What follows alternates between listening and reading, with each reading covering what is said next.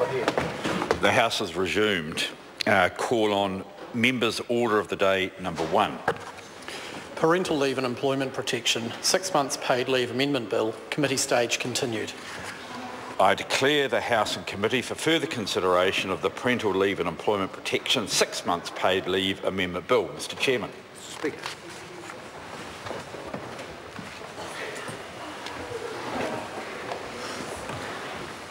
Welcome aboard.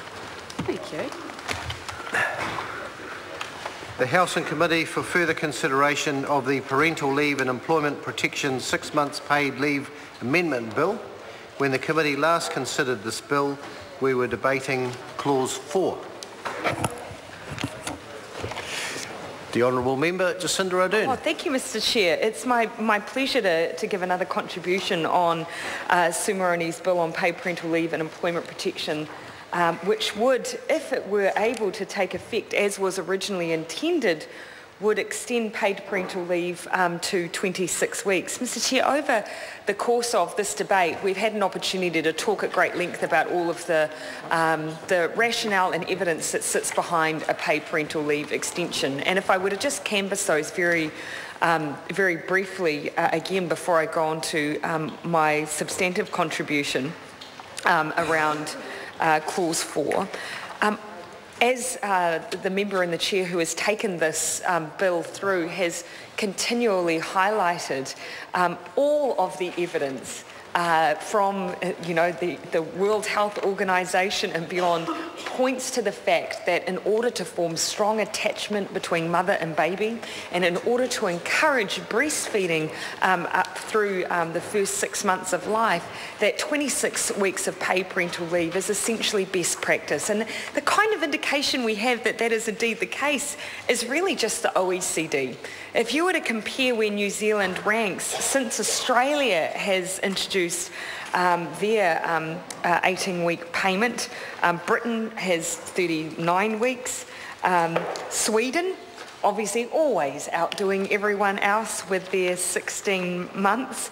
That means that on average the paid parental leave entitlement in OECD countries is on average close to a year, and New Zealand lags significantly behind. Of course, originally when this bill first came forward, we're looking at 14 weeks. The government has since made some paltry changes in that regard, but even then, New Zealand ranks around 24 out of 25 OECD nations when it comes to, I don't want to use the word generosity, because it's not about generosity, it's actually just about doing what's best for mother and baby, and that's where we rank.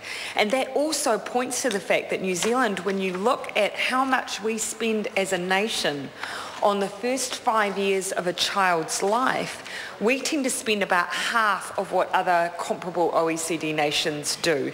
We start to pick up beyond those first 5 years, but one of the significant reasons for that is our lack of universal child payments, and also our relatively small amount of paid parental leave. So that points to the fact, the way that other nations treat paid parental leave points to the fact that that is based on evidence, international evidence, and we are lagging behind.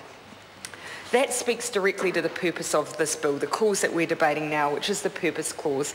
And the purpose clause states the purpose of this act is to extend the duration of parental leave payment to a maximum of 26 weeks.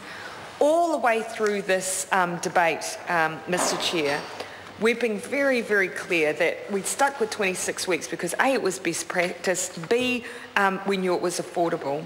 But I really want to pay respect to my colleague Sue Moroney, who has taken the steps of putting in a substantive SOP, which acknowledges that we have a government that, despite the best arguments in the world, is going to veto this bill.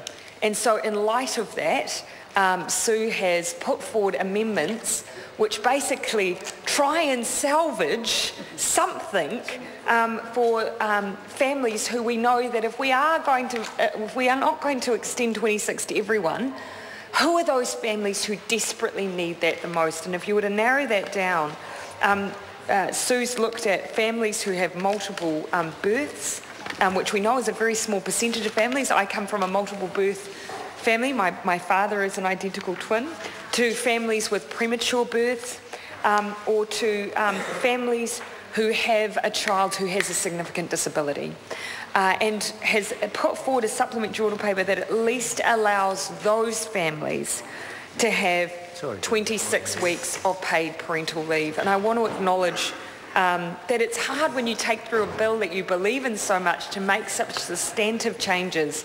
But I absolutely believe that Sue is trying to do right by those families by making that substantive amendment. She's also set out in question time today the relative cost of those changes when compared to other costs that we've had for the more substantive extension. And we're looking with those revised changes to around in the first year, Mr Chair. Jacinda Ardern. In the first year, to an estimate of around $6 million. In years 2016-17, $4 million. Then we go on to $8 million, $9 million, and then as we project out, we're looking at around $10 million in cost. Now, Mr Chair, when you compare to some of the things that we have spent money on under this government, that is a very small amount of money for the benefit that those families would gain. And obviously it's significantly less than what the government was going to veto had we had the 26-week extension, which again we have argued to the hilt in the long term saves money. Having decent attachment, having a child with the best start in life absolutely saves money. And I believe that we've made that case substantively. We only need to look at the children getting a poor start in life is estimated to cost this country $6 billion. So extending paid parental leave was an investment rather than a cost.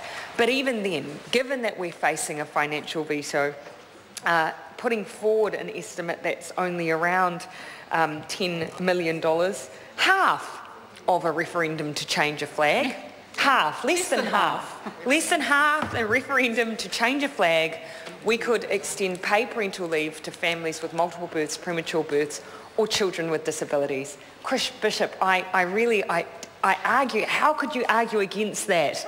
If you'd like to have a go though, you'd be most welcome. I'd like to hear the arguments against supporting families with premature or multiple births or children with disabilities. I'm sure there's some measly argument that you'll stretch out in there somewhere.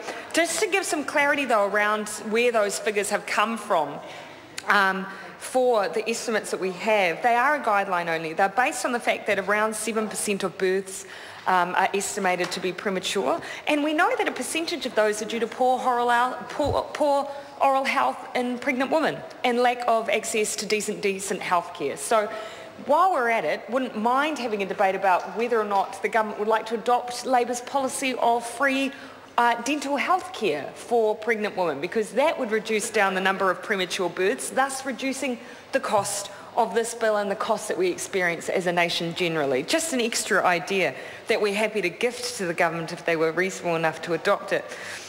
Multiple births are estimated 7% is both premature and or multiple. I believe it's multiple birth week this week. I believe it's this week.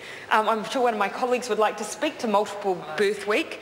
I'm sure there's at least 5 minutes in multiple birth week. It is part of the purpose of this bill is to extend it to 26 weeks now for those multiple births. So it is definitely relevant, Mr Chair.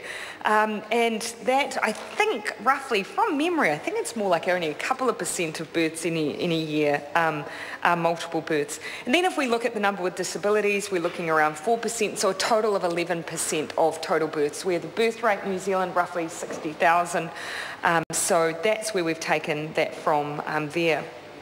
If anything, we've probably overestimated the cost,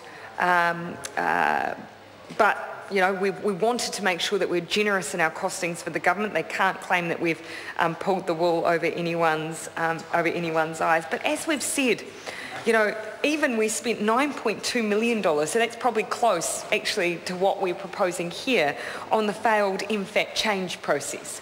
$9.2 million was spent on that, and in the first year we're proposing a spend of $6 million. I think Sue Moroney's changes are not only pragmatic, but they're generous to the government. They're giving an opportunity for the government to actually support something that is really positive. We will forever maintain the principle, however, that its extension to 26 weeks is absolutely critical. And as I've already outlined in my speech, the reason it is in this purpose clause, Mr. Chair, the reason of the purpose of that original extension to 26 was because every OECD nation that we like to compare ourselves to has already taken that step, if not beyond that. And we often compare ourselves to the likes of Sweden in terms of the good social outcomes that they're able to maintain. Why is it that we won't look to the foundation policies that help them generate those positive outcomes? And so that is why we will maintain that principle. In fact, Labor generally has an aspiration for a year. We can at least make these gains in this round.